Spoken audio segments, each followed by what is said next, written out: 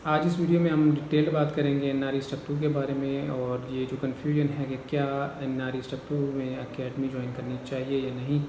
सबसे पहले हम उसको क्लियर करेंगे और उसके बाद इसके सिलेबस और टिप्स एंड ट्रिक्स की बात करते हैं। तो क्या एकेडमी ज्वाइन करनी चाहिए या नहीं, इसका बड़ा एक सिंपल सा आंसर है। अगर आपको कोई गाइड करने के लिए मौजूद है, कोई आपका फ्रेंड है या जिसने पहले एग्ज़ाम दे चुका है, जो वो आपको एक अच्छे तरीके से गाइड करे और आपको प्रिपेयर करवाए, तो आई थिंक सो कि एकेडमी आपको ज्वाइन करने की ज़रूरत नहीं पड़ती। लेकिन अगर आपके पास ऐसा कोई सोर्स मौजूद नहीं है तो आपको एकेडमी ज़रूर ज्वाइन करनी चाहिए, ताकि एक प्रॉपर आपको पाथवे मिले, आपको पता चले कि एग्ज़ाम किस तरह से आएगा, उसकी प्रिपरेशन कैसे करनी है। सिलेबस की अगर बात की जाए तो मेडिसिन और अलाइड में से आपको 7 स्टेशन आएंगे और इसके बाद सर्जरी और अलाइड में से 7 आ जाएंगे। और इसके अलावा जो आएंगे वो 2 गायनियोप्स में से आएंगे, 2 पीड्स में से आएंगे और 1 ईएनटी, 1 आई में से आएगा। ये टोटल सिलेबस है। क्वेश्चन जो माइंड में आता है कि ये सारा सिलेबस कवर कहाँ से करना है, तो उसका बड़ा एक सिंपल सा मैं आपको ट्रैक बता देता हूँ। आप कोई भी अकेडमी ज्वाइन कर लें या कोई भी बुक पकड़ लें, लाइक जो ये सीरीज़ है, डिम्स के नोट्स हैं या और 2-3 बुक्स हैं, आप उनमें से कोई भी चूज़ कर सकते हैं। सारों ने ही एग्जैक्टली सेम पैटर्न फॉलो किया हुआ है। और लाइक मेरी फर्स्ट अटैम्प्ट में कोई प्रॉपर गाइड करने के लिए नहीं था, तो मैंने अकेडमी ज्वाइन की, ऑनलाइन अकेडमी, ठीक है। उसके थ्रू मैंने एक पाथवे जो था वो गेन किया और मैंने फिर अपनी प्रेपरेशन शुरू कर दी। और प्रेपरेशन में मैंने जोया सीरीज़, डिम्स के नोट्स और उसके अलावा कुछ 2-3 पीडीएफ्स थी, फिर 1-2 जगह से बुक्स में से कुछ टॉपिक्स वगैरह कवर किए।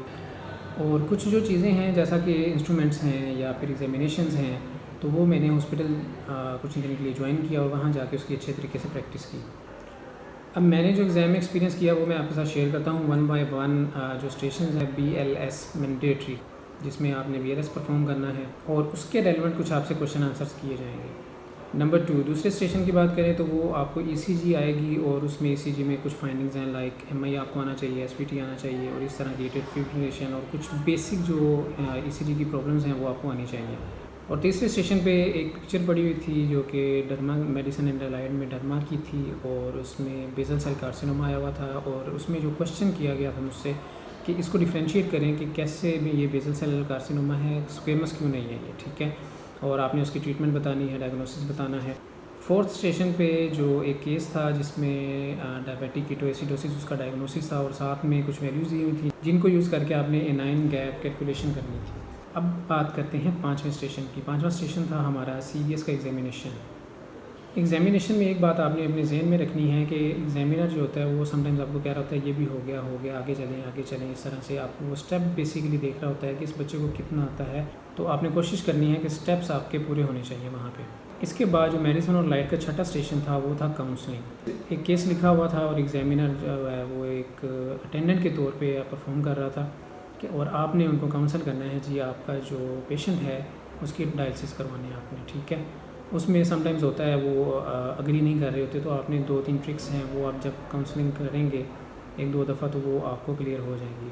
अब 7वें स्टेशन की बात करते हैं मेडिसिन और अलाइड की। उसमें थी लोअर लिम्ब का एग्जामिनेशन। वो सिर्फ सेंसरी एग्जामिनेशन था और उसके 3-4 जो स्टेप्स बनते हैं वो एग्जामिनर बस वही नोट कर रहा था। अब बात करते हैं सर्जरी और अलाइड के सारे स्टेशंस की। तो उसमें सबसे पहले जो है वो आपने एक्सरेज को अच्छे तरीके से कर लेना है। हमें 2 एक्सरेज आए हुए थे, एक पे रेडिस का फ्रैक्चर था और दूसरे पे आई थिंक फीमर का था।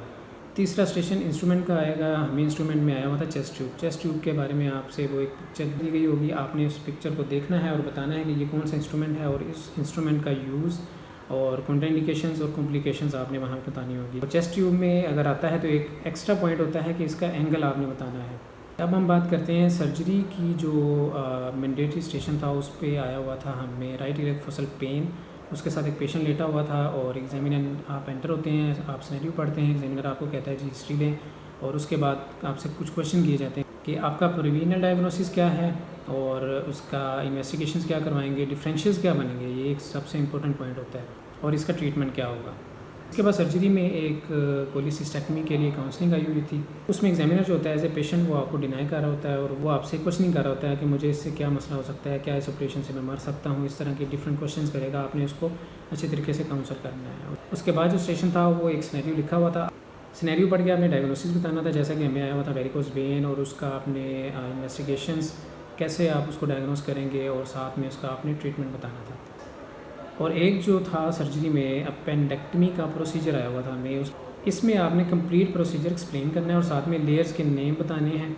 अब बात करते हैं गायनी-ओब्स की। गायनी-ओब्स के जो 2 स्टेशन थे, एक में एक्लैम्पशिया प्री-एक्लैम्पशिया जो कि एक मोस्ट फेवरेट क्वेश्चन है एग्जामिनर का, और दूसरे में एक आया हुआ था जी एसवीडी हुई है, आप उसको क्लिनिकली कैसे एग्जामिन करेंगे।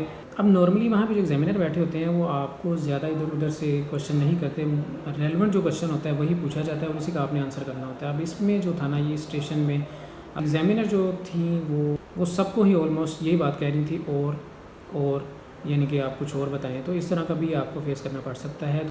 इसका ये मतलब होता है कि एग्जामिनर जो बात सुनना चाह रहा है वो आपने अभी तक नहीं बताई। अब बात करते हैं ईएनटी का स्टेशन। उसमें कोई पिक्चर भी आ सकती है, कोई केस भी आ सकता है लाइव। तो कोई पिक्चर आती है तो वो आपसे सिंपली ये पूछा जाएगा, इसका डायग्नोसिस बताएं, इसका ट्रीटमेंट बताएं, इसकी कॉम्प्लिकेशन बताएं। जैसा कि मैं foreign body in the esophagus आई हुई थी, तो उसकी कॉम्प्लिकेशन और उसका ट्रीटमेंट बताना। बाद एक इंपॉर्टेंट मैंडेटरी स्टेशन की बात करते हैं, पीड्स में मुझे जो आई हुई थी वो दोनों हिस्ट्रीज थी।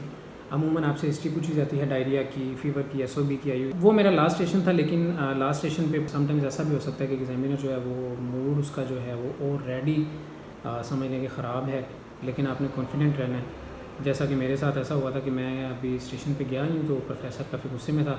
मेरे से जो पहला स्टूडेंट था ना, उसने जो स्टेटमेंट दी हुई थी लाइक फीवर और एसओबी बताया हुआ था, तो वो क्वेश्चन दोबारा कर लिया था। तो उस प्रोफेसर ने कहा कि आप इस पे देखें पेपर पे कहीं लिखा हुआ है, तो आपने ये मिस्टेक नहीं करनी। इन केस आप अगर वो कंप्लेन दोबारा पूछ लेते हैं तो कोई इशू नहीं है, आपने कॉन्फिडेंट रहना है, आपने कहना मैं जस्ट कंफर्मेशन कर रहा हूँ। इसके बाद मेरा जो लास्ट स्टेशन था वो आई का था। उसमें आया हुआ था ट्रैकोमा। आई के कुछ टॉपिक्स हैं वो बेसिक से वो आपने कवर कर लेने हैं, और मोस्टली उन्हीं में से ही एग्ज़ाम आता है। और ये सारे टॉपिक्स और जितनी भी आपके एग्ज़ाम रिलेटेड क्वेश्चंस हैं वो आपको जो है सीरीज़ में डिम्स के नोट्स में और कुछ पीडीएफ्स आपको ऑनलाइन मिलेंगी। अब कुछ इंपॉर्टेंट बातें जो हैं इस एग्ज़ाम के रेलेवेंट मैं आपके साथ शेयर करता हूँ, और कुछ मिस्टेक्स जो स्टूडेंट बड़ी कॉमनली वहाँ पे एग्ज़ाम में करते हैं, जिसमें सबसे पहला जो है वो कॉन्फिडेंस।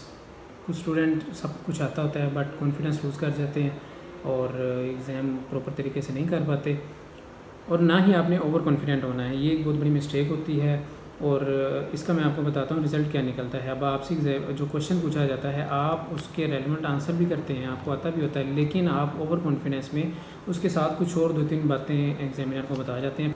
फिर एग्जामिनर आपसे उसके बारे में क्वेश्चन पूछना शुरू कर देते हैं। तो आपने कॉन्फिडेंस में रहते हुए अपने एग्ज़ाम ओरिएंटेड जो क्वेश्चन है उसी को फोकस करना है, उसी का आंसर करना है टू द पॉइंट।